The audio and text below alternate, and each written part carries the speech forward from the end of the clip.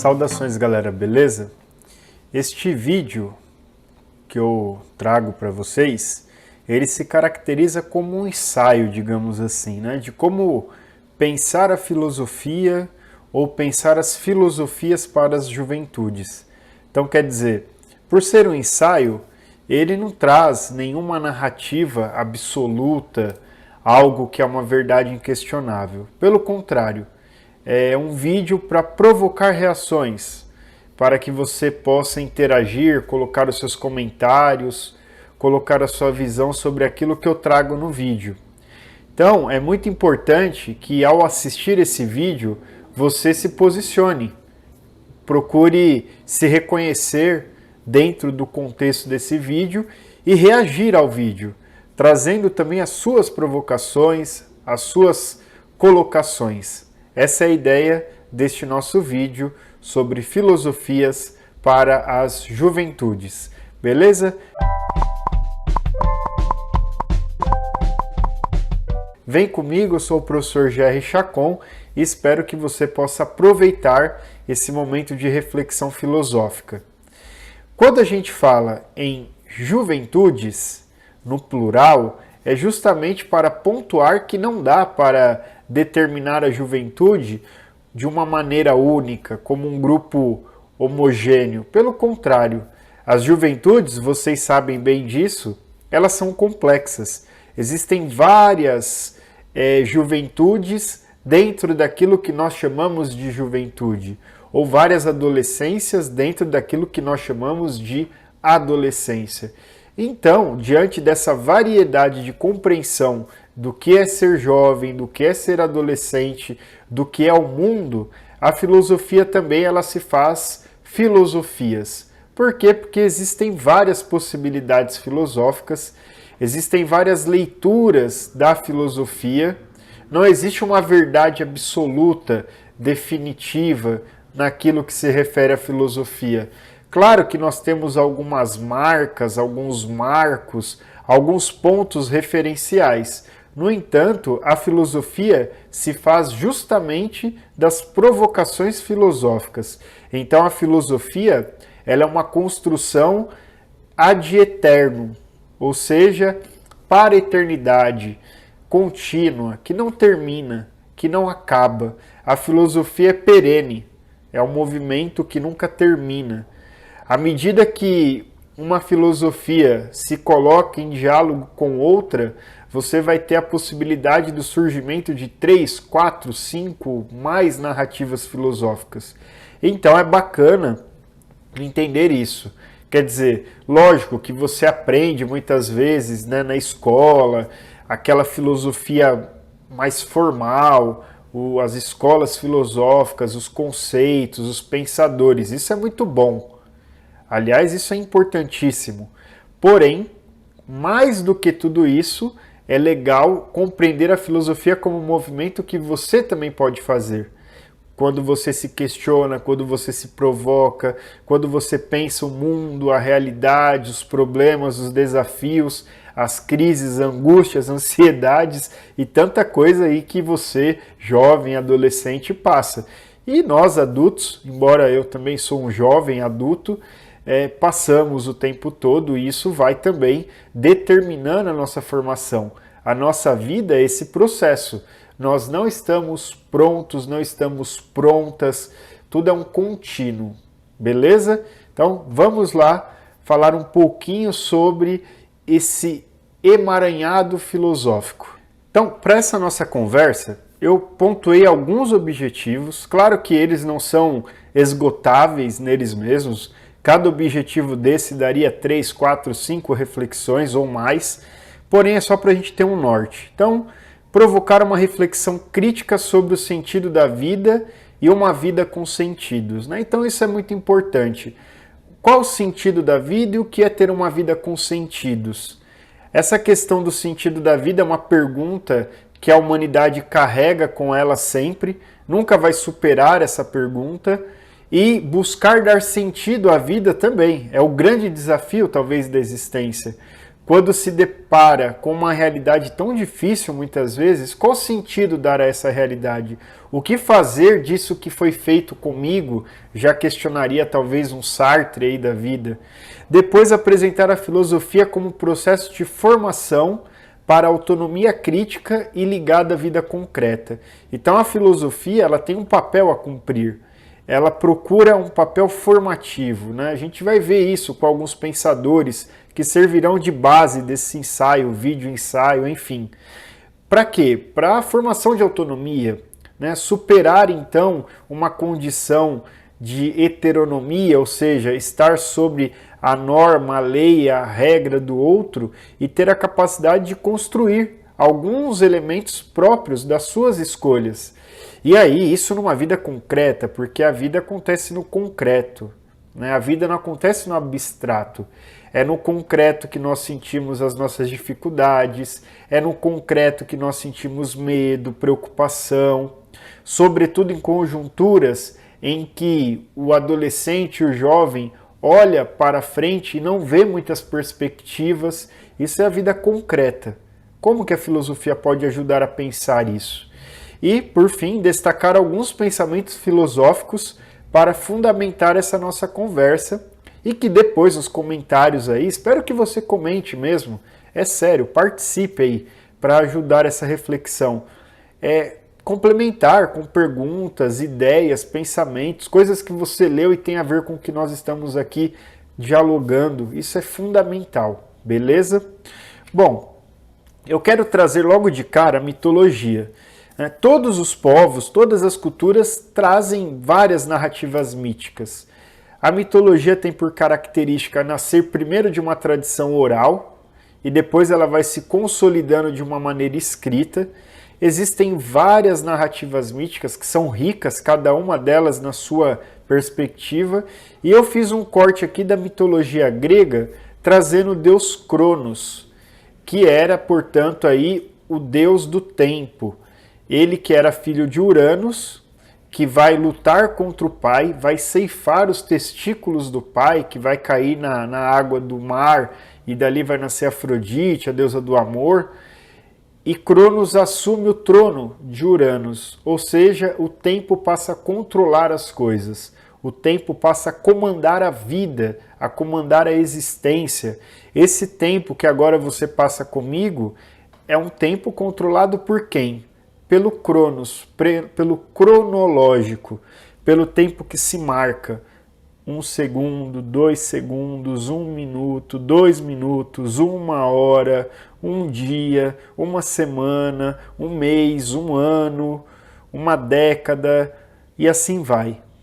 Então, esse tempo da medida. E Cronos, ele com medo de ser derrubado também pelos seus filhos do trono, o que Cronos vai fazer? Ele começa a devorar os filhos, aqueles que seriam depois os deuses do Olimpo. Ele vai devorando os filhos, assim como o tempo até hoje nos devora, né?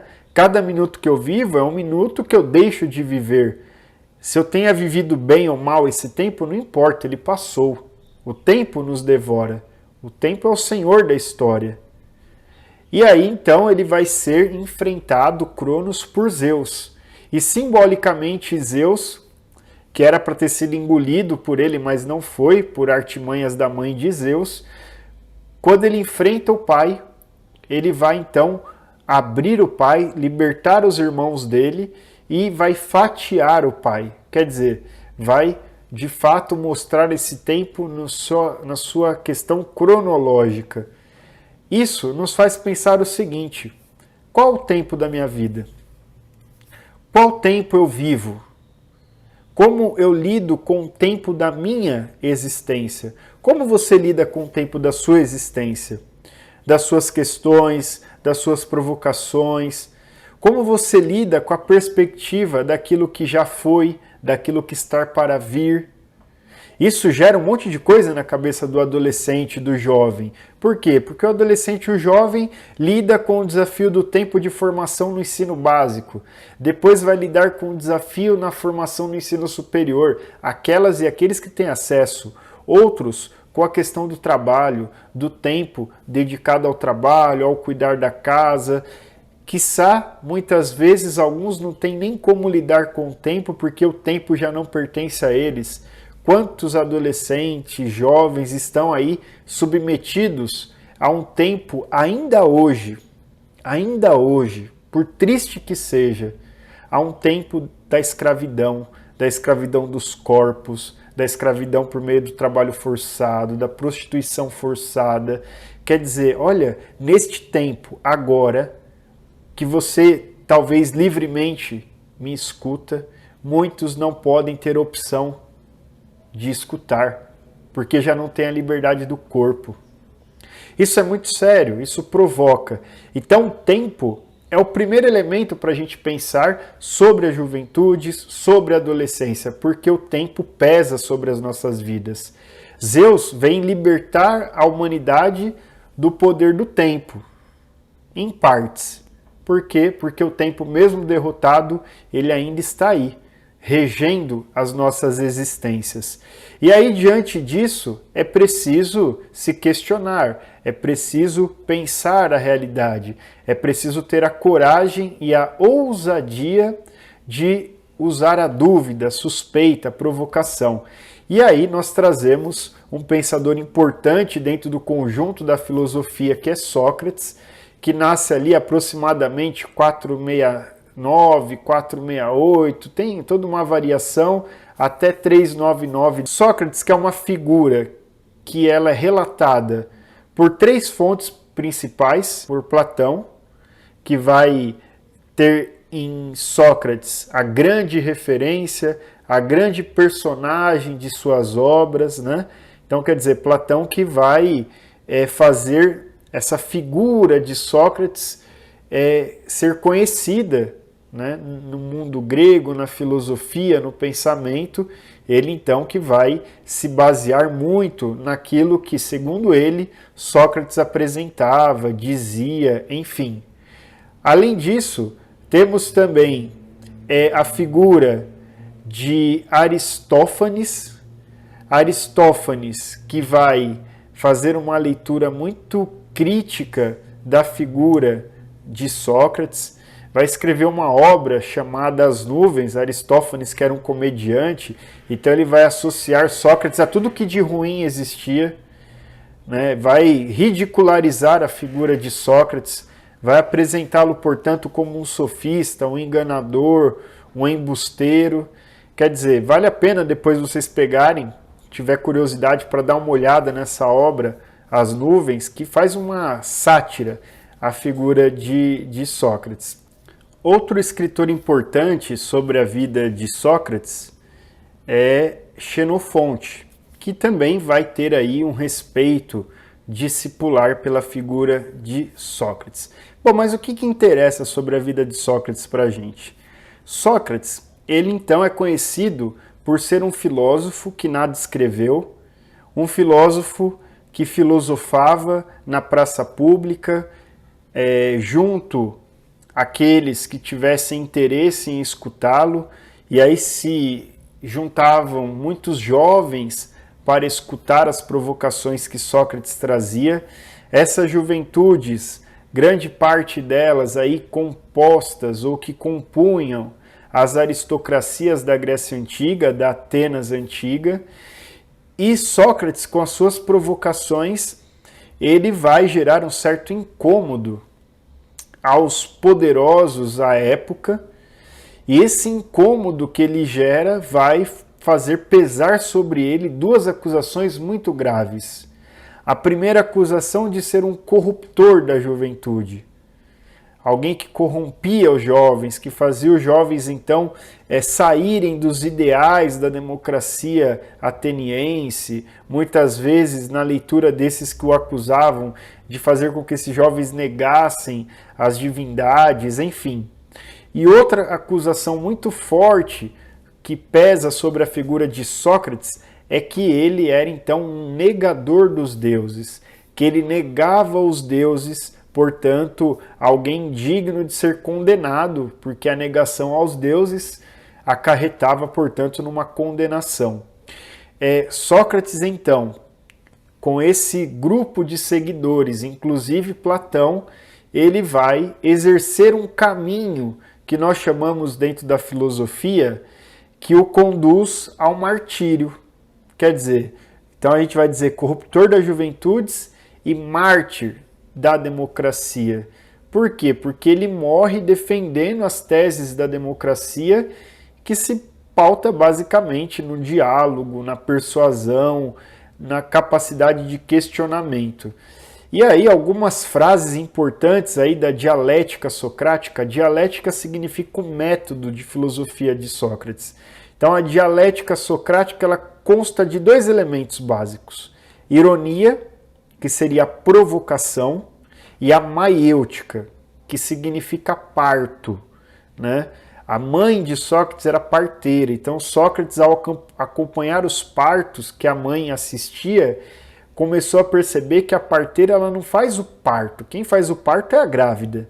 A parteira assiste ao parto, provoca, faz os movimentos de estímulo ao parto, que seria então a ironia. E a maiêutica é o parto. E aí, no caso de Sócrates, é o parto das ideias, o parto do conhecimento. O que isso quer dizer? Quer dizer que Sócrates era um provocador, ele entendia que a provocação era o meio de promover o conhecimento, porque o conhecimento não nasce do outro, mas o conhecimento já está na pessoa. Toda aquela teoria dos conhecimentos que você já traz, as ideias, portanto, inatas, já presentes na vida, e isso então tem que ser despertado, provocado por meio da ironia, a provocação. E era o papel de Sócrates. Sócrates era um provocador que, por provocar tanto, vai então aí ser perseguido e condenado. E é interessante notar que a grande máxima filosófica de Sócrates, você já deve ter ouvido falar, se é que não usou em alguma prova, né? Só sei que nada sei. Isso não é a afirmação da ignorância, isso é a afirmação do conhecimento. Por quê? Porque o conhecimento não consiste na certeza de saber tudo, mas consiste na certeza de nada saber e com isso estar aberto a aprender cada vez mais. Então isso vai servir de norte para a experiência socrática. Isso diz muito para as juventudes. Quer dizer, o jovem que acha que já sabe tudo está fadado a repetir coisas e erros terríveis. Os jovens, a juventude, tem que ter a capacidade de abertura para aprender. Aprender com os mais velhos, aprender com os mais novos, aprender com as experiências, aprender com aquilo que deu certo, com aquilo que deu errado. Ou seja, é saber que não sabe tudo. Isso é muito importante. Isso significa a humildade daquele que busca o conhecimento, porque o conhecimento não nos pertence. O conhecimento ele nos preenche. A palavra filosofia, amor, amizade, a sabedoria quer dizer isso. Amar aquilo que me falta, amar a filosofia, amar a sabedoria que me falta é a ação da filosofia. E aí nesse movimento todo, um dos discípulos, então, de Sócrates vai ao templo de Delfos, que era um templo dedicado ao deus Apolo, o deus da beleza, da harmonia, né? E nesse templo, em Delfos, havia a figura da pitonisa, da Pítia, como alguns falam, ou seja, o oráculo, que era uma jovem que, tomada por êxtases, dizem que de gases que vinham das profundezas lá do templo, gases que deixavam as pessoas meio alucinadas, ela então, esse oráculo questionado por esse discípulo de Sócrates, quem era o homem mais sábio, o oráculo diz que é Sócrates. E esse discípulo, quando diz isso a Sócrates, Sócrates imediatamente diz, não, eu não sou o mais sábio, eu só sei que nada sei. E ao dizer isso, na leitura de muitos, Sócrates estaria negando, portanto, a afirmação divina do oráculo. Então ele seria um negador dos deuses. Olha como que foi usada aí a acusação de forma terrível contra Sócrates. Enfim, Sócrates, então, ele quer provar que ele não é o mais sábio, então ele resolve ir dialogar com grupos da época que se falavam sábios. Então ele vai dialogar com os políticos, com os poetas e com os artesãos. E lá, provocando e tentando conversar com essas pessoas, Sócrates vai chegando à seguinte conclusão, que de fato ele é mais sábio do que aqueles homens, não pelo fato de ele saber, mas pelo fato de ele saber que não sabe. E à medida que ele sabe que não sabe, ele está aberto para aprender. Agora, os políticos, os poetas, os artesãos à época achavam que sabiam aquilo que não sabiam. Portanto, eles estavam ali crentes na própria ignorância, o que impedia um conhecimento verdadeiro. Então veja aí que interessante o pensamento de Sócrates. Então, não é que ele negue o conhecimento, é que o conhecimento para ele passa pela capacidade de reconhecer aquilo que eu não sei, diferente dos outros que acreditam saber aquilo que não sabe. Isso tudo, se você quiser depois ler, aprofundar, está lá no livro Apologia de Sócrates, que é um livro escrito por Platão, mas narrado por Sócrates, que mostra todo o processo de julgamento que vai culminar depois com a condenação de Sócrates à morte. E aí vai se dar essa acusação, Sócrates vai ser julgado por negar os deuses, né, e por corromper os jovens, porque ele era alguém que provocava e queria saber de fato se ele sabia tudo que ele não sabia, buscando conhecer a si mesmo, e aí é uma outra frase importante, cognosce te ipsum, né? Ou seja, conhece-te a ti mesmo, que era uma máxima que estava no templo de Delfos, porque Sócrates vai entender que se eu não me conheço, eu não vou conhecer nada. Então, o conhecimento passa pelo conhecimento de si. Quem eu sou? Essa é a grande pergunta, hein? Quem você é? Isso aí já daria para parar aqui e começar a pensar várias coisas. Você se conhece? Já parou para pensar quem você é ou não? Enfim, ele é condenado nesse processo, como muitos filósofos são condenados ao longo da história, né? E diante dessa condenação, fechando a obra Apologia e fechando toda a sua defesa e a sua visão, Sócrates vai dizer: mas agora é chegada a hora de partirmos. Parto para a morte, e vós, dizendo aqueles que o julgam, que o condenam para a vida. Entretanto, qual de nós caminha para a melhor sorte é algo que somente o Deus sabe. Quer dizer, olha que força provocativa de Sócrates. Tudo bem, eu caminho para a morte, vocês para a vida, mas quem caminha para a melhor sorte, somente o Deus sabe.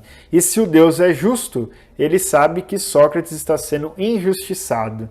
E ele é condenado, portanto, de maneira injusta, mas isso não faz com que ele deixe de assumir a condição e a punição. E aí ele vai, então, ao tomar um veneno chamado cicuta, morrendo aos poucos, fazendo essa passagem e num constante diálogo com os seus discípulos. Um dos grandes discípulos de Sócrates era Platão, o jovem Platão, que nasce ali aproximadamente 427 a.C. e morre em 347. Há variações nessas datas, tá? Mas enfim, isso é aproximado. E Sócrates, que vai ser então o influencer digital, olha, o influenciador de Platão, vai ser tão forte essa influência que Platão, quando vê a morte de Sócrates, Platão fica revoltado. Imagina um jovem revoltado, fica puto da vida e vai entender que essa morte foi injusta, porque a democracia grega já não era mais uma democracia certa, séria, porque acabara de condenar à morte o homem mais justo que já havia existido. Isso faz com que Platão, jovem, fique revoltado, repense um monte de coisas sobre a vida dele. Ele era da aristocracia, os pais queriam que ele seguisse carreira política, diplomática, com influência, portanto, e poder. Ele nega, galera, tudo isso, chega para o pai e para a mãe e fala: não quero isso para minha vida, eu vou fazer outra coisa da minha vida. Aí o pai olha, vai fazer o quê? Vou estudar filosofia, diz Platão. Os pais ficam muito putos da vida com ele, porque ele resolve ir estudar filosofia. E aí Platão rompe com a sociedade grega, ele vai sair né, da Grécia, vai viajar, vai conhecer outras realidades, vai buscar aprofundar o pensamento filosófico, e aí então essa opção pela filosofia vai fazer com que Platão se torne aí um grande pensador, uma grande referência, uma das colunas do pensamento filosófico ocidental. Depois uma outra coluna importante a gente vai ver é Aristóteles, mas veja, Platão, um jovem decidido, que por uma experiência de vida com o mestre resolve então conduzir a sua vida em busca do conhecimento. Platão escreve uma carta, que é a carta 7, texto muito interessante, que ele fala um pouco disso, desse movimento, dessa angústia, dessa crise. Eu trouxe um recorte aqui, ó. Em resumo, fui irresistivelmente levado a louvar a reta filosofia e a concluir que somente graças a ela é possível esperar ver um dia justa a política das cidades e justa a vida dos cidadãos. E é essa bandeira, então, que Platão vai carregar na sua defesa filosófica, além de dar continuidade à reflexão trazida por Platão. Né? Outro pensador trazida por Sócrates. Outro pensador importante aí, que também faz uma opção pela filosofia em sua juventude, é Aristóteles, que vai aí ser capaz de superar o mestre dele, que era o próprio Platão, porque Aristóteles ele era de Estagira, ele vai estudar, portanto, na academia, que é uma escola que Platão funda na Grécia Antiga. Aristóteles se torna o mais importante aluno de Platão e ele vai além do mestre. Aristóteles ele vai então construir uma filosofia que vai dar respostas aos limites da filosofia platônica. Aristóteles então vai ser aquela narrativa do discípulo que supera o mestre.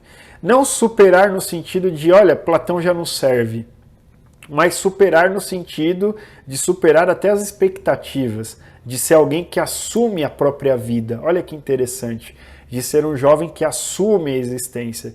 Isso é interessante, nós que somos professores, quando percebemos alunos que de fato dão esse salto e que você olha que constrói uma vida, uma profissão, uma posição no mundo, isso é muito legal. Isso é o que anima a prática do educador e da educadora. Então Aristóteles ele assume a coragem da razão. E um ponto interessante da filosofia aristotélica, são várias coisas, há outros vídeos aí no canal sobre Aristóteles, Platão, aqui é só uma divagação sobre a importância desses caras para as filosofias, para as juventudes. Aristóteles vai dizer na obra Metafísica que todos os homens, vamos pensar assim, todos os homens, todas as mulheres têm por natureza desejo de conhecer, o conhecimento como aquilo que é próprio do ser humano. Olha que interessante. Isso diz muito a você, jovem, adolescente, né? Por quê? Porque por mais que você tente negar, você deseja conhecer as coisas. Você quer saber um pouco mais. Se você está jogando um videogame ali, um jogo, tal, alguma coisa, você quer entender melhor. Se você está lendo um livro, você quer entender melhor. Se você está namorando, né, você quer entender melhor o parceiro, a parceira, enfim. O buscar o conhecimento é próprio do ser humano, vai dizer Aristóteles. É próprio, então, das juventudes. Portanto, as filosofias e as juventudes devem promover a prática constante do conhecimento. Lembrando que sempre na humildade filosófica de saber que nós não vamos saber tudo. O pensamento aristotélico é gigante, ele fala de muitas coisas. Então aí tem uma nuvem de palavras, né? E temos aí Aristóteles. E então ele fala de ética, ele fala de política, ele fala de justiça, ele fala de vício e virtude. Isso é legal, né? Vício e virtude. Vício é aquilo que tira a minha liberdade. Virtude é aquilo que me restaura a liberdade. O vício é aquilo que eu faço sem controle. A virtude é aquilo que eu faço com equilíbrio. Vai dizer então o nosso amigo Aristóteles. Somos animais políticos, diz Aristóteles. Então, o papel na política, o jovem que deve assumir esse papel na política, de tomar as rédeas, de pensar aí em como ajudar no processo de governo e cuidado da coisa pública, da polis, da cidade. Olha quanta coisa a filosofia diz para vocês, né? Um outro nome importantíssimo nessa passagem das filosofias e juventudes é Agostinho de Hipona, ou Santo Agostinho, que é um jovem que tinha uma vida um pouco desvairada, alguém que gostava de balada, tal, que estava caminhando incerto na existência, inquieto, caminhava, até que ele começa a ouvir a consciência dele, e à medida que ele vai ouvindo a consciência, ele vai trilhando caminhos pelo mundo do cristianismo, vai conhecer ali Santo Ambrósio, que é uma grande personalidade do mundo filosófico também. E aí Agostinho, ao ouvir Ambrósio, ao ouvir as falas de Ambrósio, começa a encontrar sentidos para a vida. Não que o único sentido para a vida seja o religioso, mas Agostinho é um exemplo que encontra sentido na filosofia e no mundo religioso. E aí ele vai se converter. Dada a conversão, ele vai para um momento de isolamento, ele vai passar um tempo ali com a mãe, tem toda a história da mãe dele que sofria muito, que ele aprontava pra caramba, tal, era uma vida louca mesmo, Santa Mônica, chorava muito por causa desse moleque doido aí, né? E aí ele foi mudando de vida, e ele vai passar 2, 3 anos fazendo reflexões e entendendo então essa nova escolha de vida a partir da conversão. E ele vai escrever um livro, gente, que é maravilhoso. Você acha aí em PDF, se jogar no Google. Chama-se Solilóquios. Solilóquios é um diálogo com ele mesmo.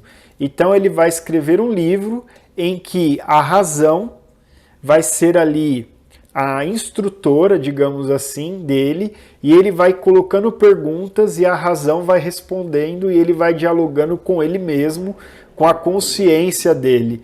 É algo muito legal. E ali ele vai apresentando uma série de dúvidas, inquietações, provocações. Então essa obra, Solilóquios, ela é muito legal assim. Se você quiser ler esse livro, vale muito a pena.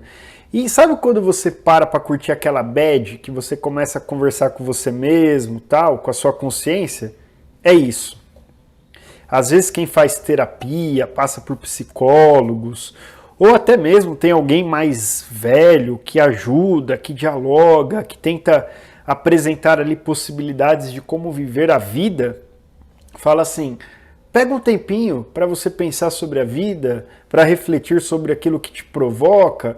É isso que Agostinho vai fazer. Ele vai então ali mais ou menos aos 33 anos, 34, nessa fase aí, fazer esse movimento.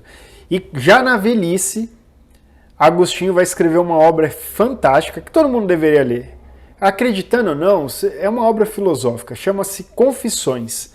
E nessa obra, então, Agostinho começa com uma frase famosa que muita gente já ouviu: fizeste-nos para ti, falando com relação a Deus, inquieto está o nosso coração enquanto não repousa em ti.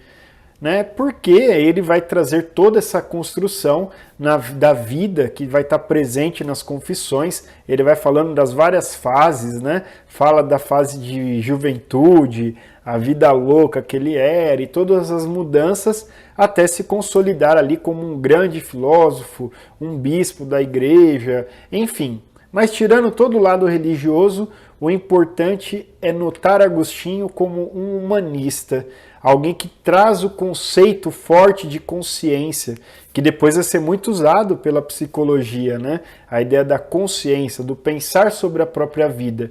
Quer dica mais legal para você do que pensar sobre si? Isso é fundamental. Pare para pensar um pouco sobre os seus medos, os seus anseios, as suas dificuldades. Faça uns solilóquios. Escreva. Escreve. O diálogo é importante. Pode ser com um diário. Escreve. Dialoga com você mesmo. Depois a gente entra no mundo das filosofias contemporâneas, que é uma realidade difícil da história do mundo. A gente aí começa a entrar na passagem da Primeira Guerra, Segunda Guerra Mundial. A humanidade, então, que vivia uma ideia de paz depois das guerras franco-prussianas de 1871 e uma certa calmaria na Europa, que foi chamada de Belle Époque, que depois a gente vai ver que era a paz armada. Vocês estudam isso em história, né? E aí o que acontece? A humanidade acha que, bom, beleza, as coisas estão bem, estão funcionando legal, o homem está conseguindo ter a prosperidade, a modernidade, a indústria. quando daqui a pouco começa a Primeira Guerra, que foi algo terrível, as trincheiras, a destruição, as mortes, a podridão da guerra. O período entre guerras marcado pelo crescimento dos totalitarismos, dos discursos de ódio, das perseguições. E aí a Segunda Guerra Mundial, nem se fala, todo o poder bélico muito forte, muitas mortes, muita violência, muita perseguição, os campos de concentração, o nazismo, o fascismo. E aí, por fim, nós fechamos toda essa realidade trágica dessa contemporaneidade com a bomba atômica, que marca ali o ponto mais alto da capacidade de destruição humana, né, de si mesmo. Por isso a gente diz que é uma fase da coragem para ser um ser aí, o homem se ver jogado no mundo. Heidegger, que é um filósofo importante, vai falar Dasein, é um ser jogado, é isso que nós somos, segundo as filosofias da existência. Nós não temos uma natureza humana, nós temos uma condição humana que está aí lançada no mundo, jogada na realidade, e precisa então, esse ser jogado na realidade, dar conta da própria existência diante das destruições, e aí surgem as várias problematizações filosóficas. A ideia do racionalismo, a razão que dá conta de tudo, ou das experiências que dão conta de explicar os fenômenos, a natureza, e aí surge toda a questão da autocrítica, a crítica da própria razão humana, e aí surgem pensadores potentes nessa conjuntura, e aí podemos dizer assim, que trazemos aí Freud, por exemplo, trazemos pensadores como tem aí na imagem Foucault, Nietzsche, Marx, Sartre, pensadores que vão provocar, e pensadoras, né, Hannah Arendt, e todo esse conjunto vai nos questionar filosofias da existência, ou seja, o ser humano enquanto seu modo de ser no mundo, e agora a pergunta é, o jovem enquanto seu modo de ser no mundo e como lidar com essa realidade. Então, essas perguntas sobre a existência, né? Grandes perguntas sobre o sentido da existência humana, né? Há um sentido? Quais sentidos você dá para a existência? Trazendo um pouco aqui Lewis Carroll com o livro Alice no País das Maravilhas, há uma parte lá bem interessante que a Alice está perdida, para ali perto de uma árvore, tem o gato maluco lá, e aí ela pergunta para o gato assim, qual caminho que eu pego? E o gato fala, para onde você quer ir? E a Alice dá de ombros e fala, tanto faz, né? Para onde eu vou. E o gato responde, então, tanto faz o caminho, porque se você não sabe para onde você quer ir, qualquer caminho serve, porque você não vai chegar em lugar nenhum da mesma maneira. Quer dizer, eu acho que muitos adolescentes e jovens estão nessa conjuntura, nessa condição.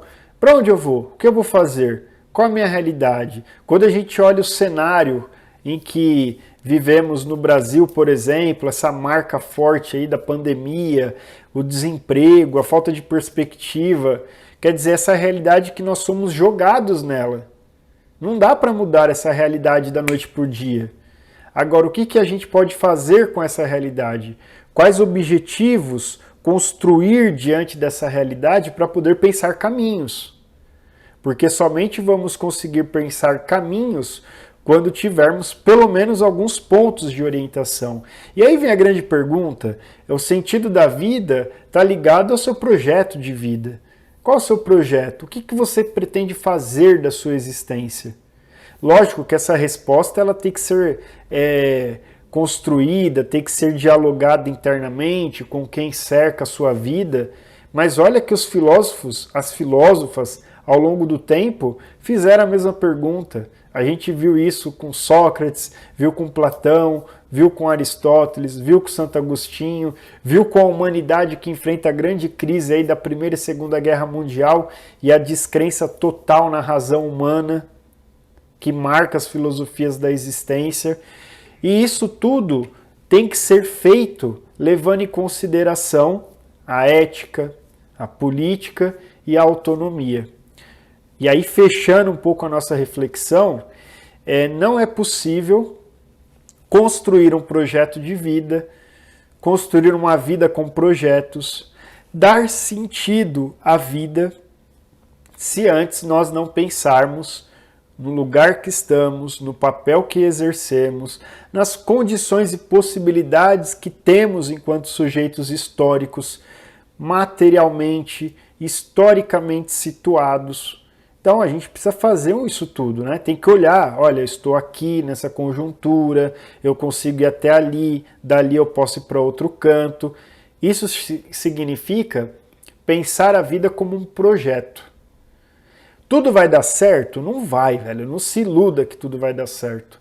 Mas algumas coisas podem se bem lograr, desde que você também faça a sua parte de construir possibilidades de caminho. E aí é interessante notar nesse sentido que isso tem que ser com ética, tem que ser no conjunto da política, ou seja, do bem comum, porque nós estamos em sociedade, vivemos de forma coletiva e não dá para negar essa realidade que nós somos seres, sujeitos, animais, políticos e políticas, e com autonomia, com responsabilidade, com consciência crítica. E isso exige mais maturação e desenvolvimento. O que daria a possibilidade para uma outra conversa, claro, se tiver uma devolutiva também aí de você, né? Tipo, fala mais, né? Se tiver pergunta, comentário, de repente a gente falar um pouco da neurociência e as juventudes, isso é muito legal. Como o desenvolvimento cerebral ajuda o desenvolvimento do adolescente, como o adolescente pode se ajudar nesse processo de desenvolvimento cerebral para lidar com os vários desafios da vida. Mas aí eu conto com a sua ajuda também, com que você participe, coloque seu comentário, curta, compartilhe, traga ideias, fale aí no comentário alguma coisa que te provocou, que chamou a atenção, né? Isso é muito legal, porque assim a gente vai construindo esse projeto de educação que vai para além apenas da questão geográfica da escola, mas a educação que abraça toda a realidade social. Afinal de contas, educação é direito de todos e todas. Portanto, que nós possamos, com as filosofias, nos deixar aí questionar, ficar inquietos, inquietas e buscar construir o caminho e projetar a existência. É isso, espero que essas reflexões aí tenham aberto janelas, portas. Não precisa ser grande, mas uma frestinha que tenha aberto já vai ser de muita alegria para mim. Isso aí, um grande abraço, espero o seu comentário, a sua curtida, compartilha aí o vídeo para que a gente possa fazer outros vídeos trazendo reflexões como essa. Beijão, até o próximo.